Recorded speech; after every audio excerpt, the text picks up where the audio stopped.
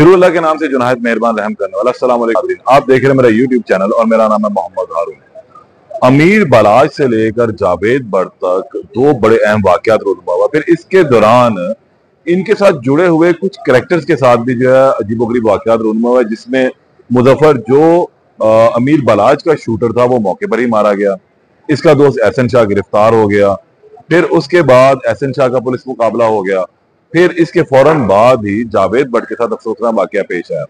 जावेद भट्ट वाले केस के अंदर अहम चीज ये रही कि शूटर जो है बाद में गिरफ्तार हो गया, लेकिन एक मेन कैरेक्टर अभी तक गिरफ्तार नहीं हुआ, जिसका नाम है आरिफ भट्टी।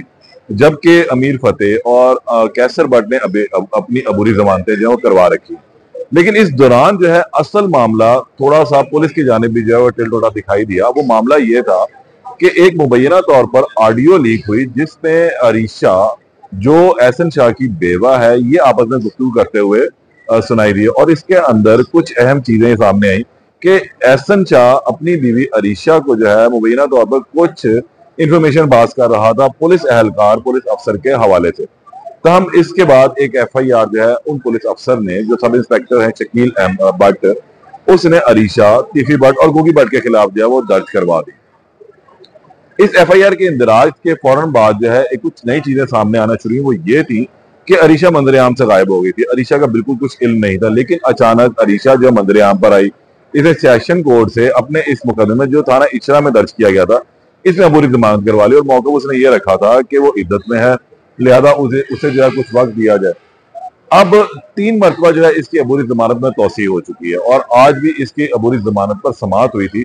सेशन कोर्ट में इसने पेश होकर अपनी अबूरी जमानत में जो है हाजिरी मुकम्मल करवाई और अदालत को बताया कि वो अभी इद्दत में है, शामिल तफ्तीश वो अभी तक नहीं हुई है। पुलिस अफसर जो तफ्तीशी अफसर था इस केस का, उससे भी अदालत ने पूछा कि आपने तफ्तीश अभी तक मुकम्मल क्यों नहीं की, तो उसने बताया कि तफ्तीश अभी मुकम्मल नहीं हुई है और बहुत सारा प्रोसेस अभी बाकी है। ये शामिल तफ्तीश जो है वो अभी नहीं हुई है, शामिल तफ्तीश हो जाएंगी मुकम्मल तौर पर तो फिर हम इसका जो है कंक्लूजन निकाल लेंगे। जिसके बाद अदालत ने अरीशा की अबूरी जमानत में 16 नवंबर तक के लिए तौसी कर दी। ये बड़ी अहम डेवलपमेंट है कि एक मरतबा फिर अरीशा को जो है इस अहम मुकदमे में जो है 16 नवंबर तक तौसी मिल गई है अपनी अबूरी जमानत में। अच्छा, ये मुकदमा क्यों अहम है? ये मुकदमा दरअसल अमीर बलाज के कत्ल के साथ जुड़ा हुआ है, क्योंकि एहसन शाह वो मेन कैरेक्टर था जो मुबैना तौर पर बात सामने आई थी कि उसने अमीर बलाज की जो है तमाम रेकी की है और वो ही तमाम पल पल की रिपोर्ट जो है मुबैना तौर पर तीफी भट्ट को पहुंचाता रहा, जिसके बाद मुजफ्फर ने एक शादी की तकरीब में जो है फायरिंग करके इसे कत्ल कर दिया था। तो हम अब अंदर क्या खिचड़ी पक रही थी, एहसन शाह ने किन लोगों से राब्ते कर रखे थे, वो किन किन लोगों को जानता था, वो अंदर बैठ के क्या प्लान बना रहा था, तो ये तमाम बातें जो है अब अरीशा के पास दफन है उसके सीने में। और वो किस तरह निकलनी है, क्योंकि जो ऑडियो लीक हुई उस पर बातें कहेगी कि मैं अब बहुत ज्यादा फनकार बन गया हूँ, अंदर मैंने अपना एक गैंग तैयार कर लिया है, मैं जल्द अपने चाहने वालों को जो है एक तोहफा भी दूंगा, मैंने बाहर आ जाना है, मैंने मुल्क से बाहर चले जाना है, मैंने सऊदी अरब चले जाना है। ये तमाम गुफ्तगू उसने अपनी उस ऑडियो में की थी। अब जिस वक्त अरीशा शामिल तफ्तीश हो गया, पुलिस उससे सवाल जवाब करेगी, तो फिर इन सवालों के जवाब सामने आएंगे कि आखिर उसने अंदर किस गैंग का जिक्र किया था। ये तो वो ऑडियो लीक थी जो सामने आ गई, जिसमें वो उससे कन्वर्सेशन कर रहा था, लेकिन बिलमुशाफा मुलाकात भी होती थी इन दोनों की। तो उस वक्त उसको क्या इन्फॉर्मेशन पास करता था, ये अभी तक बातें जो है वो सीगा राज में है, उसके सीने के अंदर दफन है। ये शामिल तफ्तीश होने के बाद ही सामने आ सकेंगी कि अरीशा के पास और कौन कौन से राज दफन है, उसने एहसन शाह ने मरने से पहले उसको क्या क्या बातें बताई थी, किन किन चीजों का उसको इल्म है। तो जब ये शामिल तफ्तीश होगी तो फिर बहुत सारा पंडोरा बॉक्स खुल जाएगा, क्योंकि काफी हद तक तीफी भट्ट और गोगी भट्ट जो अभी तक जिन्होंने अपनी जमानत नहीं करवाई है, वो इस कत्ल में नामजद मुलजम भी है। और पुलिस ने तमाम तफ्तीश का जो रुख इनके जानिब जब मोड़ा था, तो उसने गोगी भट्ट को जो है इस तमाम मामले से बड़ी जिम्मा करार दे दिया था, लेकिन तमाम मलबा जो है वो मुबैना तौर पर तीफी भट्ट के ऊपर डाल दिया गया था कि तीफी भट्ट की एमा के ऊपर ये वाकया रूनुमा हुआ है। लेकिन जिस वक्त जावेद भट्ट का वकूआ हुआ तो उसके बाद जो शूटर अजहर पकड़ा गया, तो उसने भी तमाम का तमाम जो है मलबा अमीर मौसब यानी कि अमीर बराज के छोटे भाई के ऊपर डाला कि ये तमाम हरकत, ये तमाम मामला जो है उसने अमीर मौसब के कहने पर किया। तो अब आरिफ भट्टी अभी तक नहीं पकड़ा गया। उसने ये बात की थी कि आरिफ भट्टी ने जो है वो इसे मिलवाया। सूरत हाल अब अजीबो गरीब है।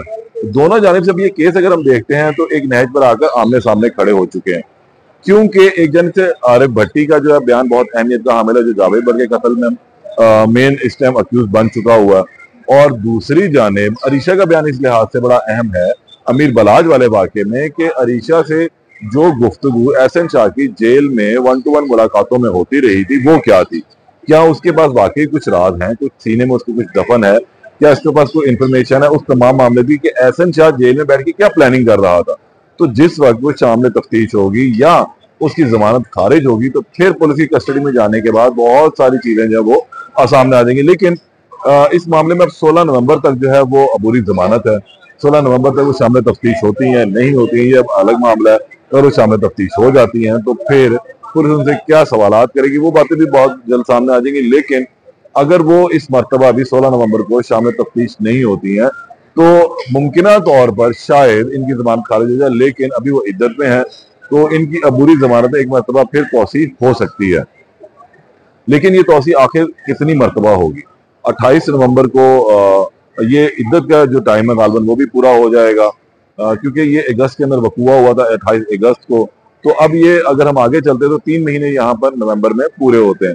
सूरत हाल बहुत आहिस्ता आहिस्ता करीब तर होती चली जा रही है, और अरीशा अगर काफी हद तक बचना भी चाहें तो शायद उनके लिए मुश्किल होता जाएगा कि आखिर कब तक वो इस शामिल तफ्तीश होने से खुद को दूर रख सकेंगी। तो हम अब जैसे शामिल तफ्तीश होंगी, जो चीजें सामने आएंगी इस केस के हवाले से, उससे आपको दोबारा आगाह करूंगा। तब तक के लिए इजाजत दें। अल्लाह ने के बाद।